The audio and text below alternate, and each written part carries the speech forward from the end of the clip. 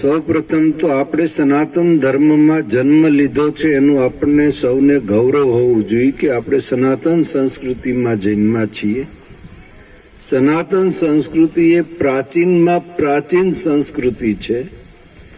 સનાતન સંસ્કૃતિ પાસે વેદો છે, પુરાણો છે. સનાતન સંસ્કૃતિ જે છે એમની પાસે એના તહેવારો છે, ઉત્સવો છે, તીર્થ છે, ધર્મગુરુઓ છે, પ્રચારક તરીકે વિપ્રજનો પણ છે.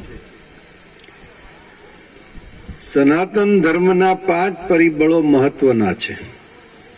સનાતન ધર્મમાં નિર્ગુણ ઉપાસના થાય છે, સગુણ ઉપાસના પણ થાય છે. વેદ મત પ્રમાણે અજુર્વેદ, અર્થવેદ, ઋગ્વેદ અને સામવેદ 4 વેદ છે. એ નિર્ગુણ ઉપાસના કહે છે. નિર્ગુણને સગુણમાં સમજાવવા માટે ભગવાન વેદવ્યાસજી મહારાજે 18 પુરાણની રચના કરી. એમાં પ્રથમ શિવ પુરાણની રચના કરી.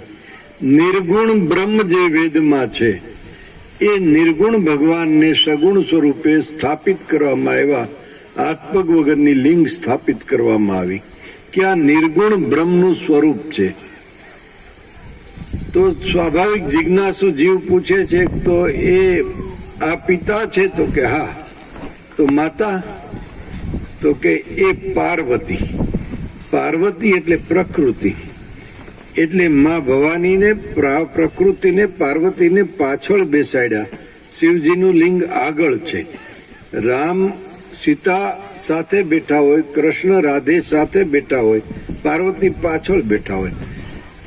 એક કથા શિવ પુરાણમાં એવી પણ આવે છે કે ભગવાન ભોળાનાથ જે છે એને નારદજી પ્રશ્ન પૂછે છે કે પ્રભુ આ મર્મ છે તમારી ડોકમાં મનુષ્યની માળા, મૂંઢમાળા છે, એનો મિનિંગ શું, અર્થ શું? ભગવાન એને જવાબ ના આપ્યો એટલે પાર્વતીજીને કહે છે કે આ ભોળાનાથ જે છે